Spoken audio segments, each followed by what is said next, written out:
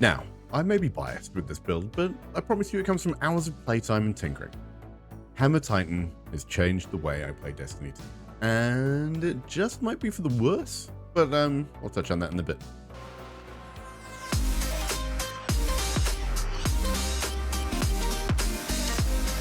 Kia ora te whānau, I'm Gio and or Bucky, and welcome to the first Destiny 2 build guide I've done so far.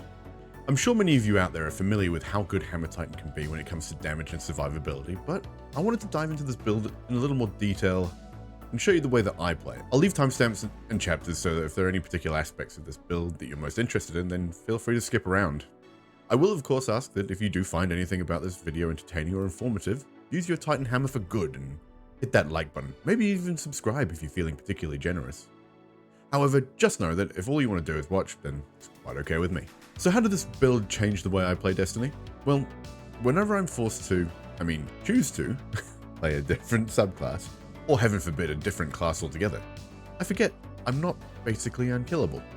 I go storming in, ready to wreak havoc, press the melee button and there's no glorious flaming hammer. I invariably get stomped, often by things with no arms, let alone appendages of any sort. I'm looking at you, servitors. And one of my increasingly impatient teammates has to come and get me. So the build itself, why is it good? Let's kick things off with the easy bits, right? Class setup. Here we go. As is probably obvious, we'll be running Solar Titan. And as far as super goes, just choose whichever you prefer. Personally, I like Hammer of Soul rather than Burning them all, but you do you. Likewise, your barricade choice is up to you. I run Rally for the shorter cooldown, but if you like the tall wall for protection, then go for it. The cooldown difference is only 5 seconds when you're running 100 Resilient, 23 versus 28 seconds, so it doesn't really matter which one you go for. Jump again is personal preference. I'm always on Catapult because I love it. The two linchpins in this build are our Throwing Hammer and Fusion Grenades, and you'll see why soon. Hammer's obvious, right? Fusion Grenade, I think you can guess at why. Now, as frustrating as it can be to have a completely separate entity that you rely upon for healing and damage, it can get lost or, just end up off the map in some way. Or that you have to go chasing after. We have to go for Throwing Hammer in this case. The major benefit is that if you do manage to hit something with your Throwing Hammer, picking it up will grant you the cure buff that will heal you immediately. And as for Fusion Grenades, they have the shortest cooldown, and with our exotic of choice, this build being Ashen Wake, we'll get them back even quicker. And more on that in a bit. For our aspects, we'll be running Sol Invictus, which allows for our soul abilities, Super and Scorch targets to generate a sunspot. Standing in that sunspot will give you restoration and apply more Scorch to enemies. Kind of a win-win. The second aspect, I'm running Roaring Flames, which, upon ability final blows or ignitions, will give you a stacking damage bonus for said abilities up to 3 times, which lasts for 20 seconds. The damage stacks work out to be 20% at times 1, 40% at times 2, and for some reason between 70 and 75% at times 3. I'm not sure what's up with that third stack. Maybe there's some rounding differences in there somewhere, or maybe just some miscalculations on my part. But I consider myself fairly, knowledgeable when it comes to at least working out a percentage of something. So we've got a 70% damage buff, let's say. That lasts for, 20 seconds, right?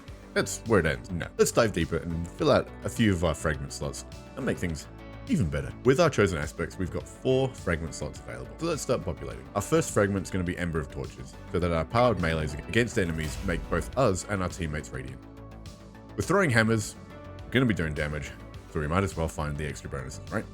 Radiant grants us 2 bonuses. Firstly, it gives us a 25% weapon damage buff, and while Radiant, you'll be able to pierce barrier champion shields with weapons that don't already have champion stunning capabilities. Honestly, that's the only fragment I'd really lock in. The other 3 are pretty open to whatever you prefer, but I'll give you my favorite. To this, we'll add Ember of Wonder, so that our solar ignitions generate an orb of power. Now, orbs are hugely beneficial these days, more so than they used to be. And it allows us to gain stacks of armor charge, which is the main one. Next, I like Ember of Char to have our ignitions spread Scorch to nearby enemies. And then we'll pair that together with Ember of Eruption, giving our solar ignitions an increased area of effect. And I think you can see what happens next. Kaboom. Yes, Rico. Kaboom. A great build, as with every great meal, needs a fine wine to pair with it. Now for that pairing, we could be unadventurous and go with Synthocepts, which are not a bad choice by any stretch. They give you a 200% increased melee damage and 50% increase to glaive and super damage while you're surrounded, which obviously will be often, all of which lasts for 8 seconds, which makes it a great choice, but somewhat stale. So I wanted to take this in a bit of a different direction. So then let's talk about Ashen Wake, and not just about the way they look. Bungie, please give us an ornament for these chunky boys. Fusion nades explode on impact and refund grenade energy based on the tier of enemy they kill. Pretty good. They also intrinsically give you fastball, which is quite nice. But that doesn't sound like much to write home about, right? When we're giving up 200% melee damage? But hear me out. A hammer is going to more or less kill most of the trash level adds with one bonk anyway. And then we're adding Roaring Flames ×3, which is an additional damage that'll help kill mages. And with the additional ×3 Roaring Flame stacks, our fusion grenades will be able to kill more as well. And we'll be getting those grenades back and our hammer back all of the time. Not to mention that they both scorch targets which subsequently explode. And we have these practically on demand. Does that sound particularly like we'll be needing a huge amount of extra damage? I mean, we also have sunspots, which give us an extra 50% recharge rate for 5 seconds just by passing through. They also deal damage to things creeping up on us too. Oh, also they give us restoration. Another exotic I've actually really been loving with this build is Severance Enclosure. And Severance Enclosure is not that popular these days. It's, I think, gaining popularity, but with this, you'll see why it's quite fun. So what does it do? Because you might not know, I suppose. The perk, Spheromatic Trigger, states, melee kills and finishes cause a damaging explosion. This damaging explosion increases with the tier of enemy killed / finished, and, conveniently, is centered around the enemy rather than you. I'm looking at you, Felwinter's Helm. The unfortunate thing is that based on my testing, the radius of the explosion doesn't seem to increase with the addition of things like Ember of Eruption. However, even without Roaring Flames, the explosion will kill those adds within the set radius, and that damage scales with Roaring Flames as well. There's also a cooldown of 4 seconds before you can reproc the explosions, but with the explosions killing most of the things in the area, that 4 seconds is pretty manageable. Now I know what you're thinking, but Geo, can we make ourselves virtually immortal? Well, dear viewer, I hear you, and all I have to say is, well, we've basically done it already. Well, with the immediate health jump from Cure, when we pick up a hammer after hitting something, and the fact that walking into sunspots grants us restoration for 4 seconds, we have. Couple that with the fact that we'll be constantly creating sunspots everywhere with our hammer, grenade. If you lose your hammer, as long as you have Roaring Flames stacks, your uncharged melee will still create a sunspot when you kill something too. Then you can stand in that sunspot until your hammer recharges. Oh, and these melees will, of course, proc Spheromatic Trigger as well. Onto stats and mods then. The stat distribution in this build isn't really that set in stone. I like to run 100 resilience because you get your barricade back quicker, and the extra damage resistance is always really helpful. If you tend to lose your hammer regularly, much like myself, you might want to spec a bit more into strength, which will get your hammer back in 45 seconds at tier 10 if you lose it. That will obviously come down if you've got a sunspot around, and with some of the mods that we're going to use. Seeing as we're getting our barricade back in under 30 seconds with tier 10 resilience, adding a copy of Outreach to our class item will give us shorter melee cooldowns when we use our barricade. But I believe in you.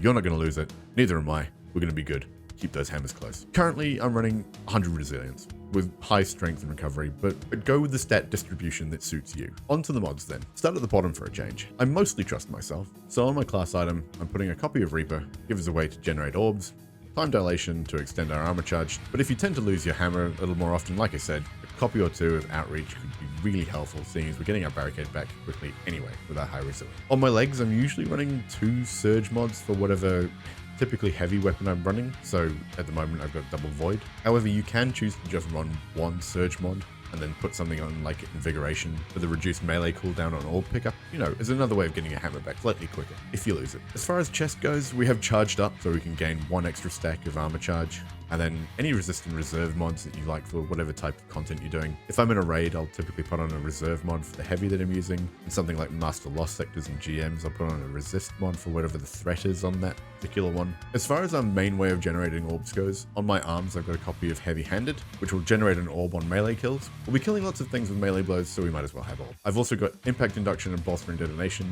to generate grenade energy and barricade energy on melee kills here too, so, you know, it all feeds back into itself. As for helmet, I've currently got 2 copies of Ashes to Assets and a Harmonic Siphon mod, which we can also use to spawn orbs with weapons matching our subclass type. Solar in this case, obviously. If we don't have our melee up, then at least we have other ways of generating those orbs to help us out, to get shorter cooldowns, increased damage from our surge mods, and just to generally help out. You can sub out one of the copies of Ashes to Assets for a heavy ammo or special ammo finder, just to help your teammates out in things like raids and GMs. So what we have is a few different ways to generate orbs with our mods, Harmonic Siphon, Heavy Handed, and Reaper. We also have Ember of Wonder, which can spawn orbs on solar ignitions, which we'll be doing a lot. So you can spawn orbs on melee kills with your hammer.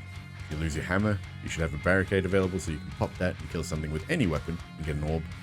or you can just kill a few things with a soul weapon and spawn another one. We should have enough orbs to constantly be feeding those surge mods. So on orb pickup, you'll get an armor charge stack that will give your chosen weapon element an increase in damage thanks to our surge mods, it will last longer thanks to the time dilation mod, and provide shorter cooldown if you're running innovation. So if you've got Ashen Wakes, you shouldn't really need shorter cooldowns on your grenade, and you'll be getting your hammer back instantly anyway. Feel free to fill in any of the free slots with anything else you like or find helpful. Don't forget things like font mods. We've got constant armor charges, so the font mods are going to be up more or less constantly as well. So if you're having trouble hitting those stat distributions that you really want, font mods are a good way to even that out. Get yourself basically a boost of 30 points during the extent of your armor charge lifespan. Also, if you haven't checked it out yet, D2 Armor Picker can help you find the right pieces of armor to give you a starting point. Seriously though, if you haven't tried D2 Armor Picker yet, what are you doing? So the best part of this build so far, we haven't even talked about weapons. The weapons, it's pretty wide open. I did a bunch of testing with weapons that cause explosions because I know that everybody's favorite Jotun used to create sunspots, but I believe that went away with Solar 3.0. I tested things like the Perfect Death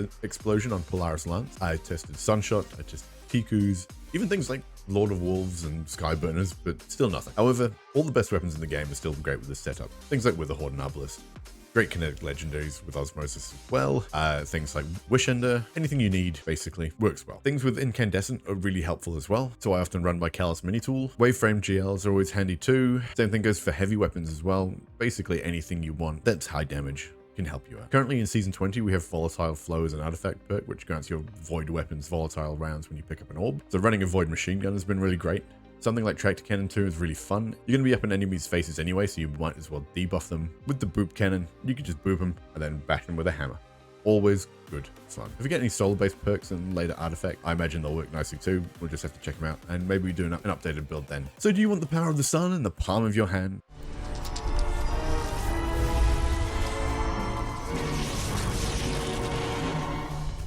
The power of the sun in the palm of my hand.